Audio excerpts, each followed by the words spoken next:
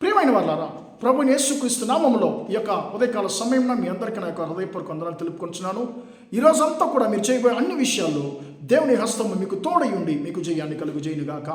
ప్రియులారా, హెబ్రీ పత్రిక 2వ అధ్యాయము 17వ వచనము ఇలా చెప్పుచుంది, తాను శోధింపబడి శ్రమ పొందెను కనుక శోధింపబడు వారికి ఆయన సహాయం చేయవాడై ఉన్నాడు అనేటువంటి మాటను ఇక్కడ మనం చదువుతున్నామండి. ప్రియులారా, ఈ యొక్క ఉదయకాల సమయంలో ఈ యొక్క వచనము మనకు ప్రియులారా 2 విషయాల గురించి మనతో మాట్లాడుతుంది. మొట్టమొదటిగా శోధన గురించి, రెండవది ఆ శోధన ద్వారా కలిగేటువంటి శ్రమ గురించి ఈ యొక్క వచనము మనతో మాట్లాడుతుంది.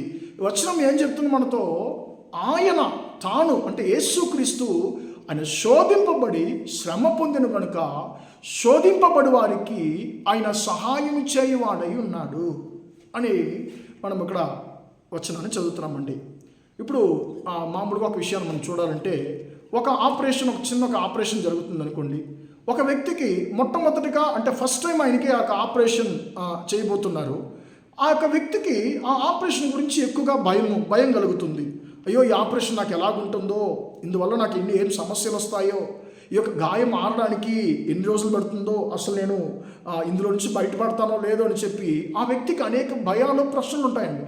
ఇప్పుడు అలాంటి వ్యక్తికి ఎవరు ధైర్యం చెప్పగలరు, ఎవరు ఆ వ్యక్తిని బలపరచగలరు అంటే ముందే ఆ యొక్క అలాంటి ఆపరేషన్ చేయించుకొని ఆ యొక్క శ్రమలు పడి ఆ యొక్క నొప్పి ఏందో అంటే దాని రుచి చూసి ఆ యొక్క గాయాల నుంచి స్వస్థపడి ఇప్పుడు నార్మల్గా సరదాగా ఉన్నటువంటి ఒక వ్యక్తి మాత్రమే ఆ యొక్క ఆపరేషన్ చేయించుకోబోయేటువంటి వ్యక్తికి ధైర్యం చెప్పి ఆయన బలపరచగలడు. పిల్లలు, ఈ యొక్క వచనం కూడా అలాంటి ఒక సంగతిని మనతో తెలియజేస్తుందండి. ఏంటంటే, ప్రియమైన దేవుని బిడ్డ, కుమారుడా, కుమార్తె, నీవు శోధనను ఇప్పుడు ఎదుర్కొంటున్నావు.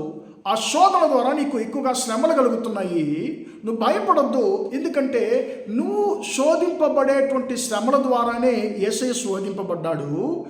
నీకు కలిగేటువంటి ఆ యొక్క శోధన ద్వారా కలిగేటువంటి ఆ యొక్క బాధలు, ఆ వేదనలు దానికన్నా ఎక్కువ యేసుక్రీస్తు ఆయన ఎక్కువగా భరించాడు సిలువలో.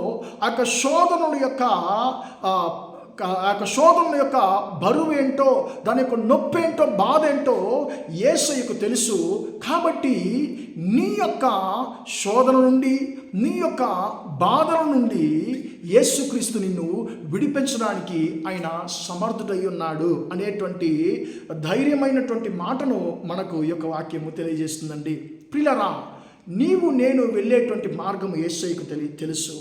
పిల్లల, మనుషులు మన యొక్క శోధనలో, మన యొక్క శ్రమలలో మనుషులు మనం ధైర్యపరుస్తారండి. అంతేకాని మనకు ఆ శోధనలో, శ్రమలో సహాయం చేయలేరు, విడిపించలేరు. కానీ యేసుక్రీస్తు మన శోధనలో, శ్రమలలో ఆయన మనకు ధైర్యపరిచేవాడు మాత్రం కాకుండా ఆయన సహాయం చేసి ఆ యొక్క శోధన నుండి, ఆ యొక్క శ్రమ నుండి నన్ను విడిపించే దేవుడు అయి ఉన్నాడు. పిల్లలు, ఒకసారి మనం ఆలోచిద్దాము. ఈ లోకంలో ప్రభుని యేసుక్రీస్తు కన్నా ఎక్కువ శ్రమలో, పిల్లల ఎక్కువ శోధనలు ఎవరన్నీ ఎదుర్కొన్నారు? ఎవరు ఎదుర్కోలేదండి.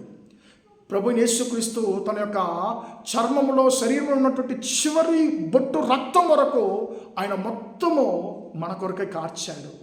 పిల్లలు, 5840 గాయాలను యేసుక్రీస్తు మన కొరకు, 5480 గాయాలను యేసుక్రీస్తు మన కొరకు ఆయన తన చర్మములో ఆయన తీసుకున్నాడు, భరించాడు. ప్రియులారా, ఎందుకో తెలుసా? నిన్ను, నన్ను శోధన నుండి, శ్రమ నుండి విడిపించడానికి. కాబట్టి ఈరోజు మీకు ఒక ధైర్యమైన మాటను నేను తెలియజేస్తున్నాను. నా సహోదర, సహోదరి, నీవు నీ యొక్క జీవితంలో ఇప్పుడు ఎదుర్కొన్నటువంటి శ్రమలు, శోధనలు నీ జీవితంలో అవి ఎల్లప్పుడూ కొనసాగవు. యేసుక్రీస్తు శ్రమను భరించినటువంటి, శోధనను ఎదుర్కొన్నటువంటి ప్రభుని యేసుక్రీస్తు నీతో ఉన్నాడు. ఆయన నీ శ్రమ నుండి, నీ యొక్క శోధన నుండి ఖచ్చితంగా నీకు జయాన్ని కలుగజేసి నిన్ను విడిపిస్తాడు. నువ్వు క్షేమంగా ఉంటావు, నువ్వు ఆశీర్వాదంగా ఉంటావు అనేటువంటి మాటను నేను మీకు ఈ యొక్క ఉదయకాల సమయాన్ని తెలియజేయడానికి ఇష్టపడుతున్నాను. ప్రార్థన చేద్దామా? ప్రేమగల మా తండ్రి, దయగల దేవా, ఇంతవరకు తండ్రి యొక్క మాటలు విన్న మీ బిడ్డలు మీరు దీవించండి, ఆశీర్వదించండి.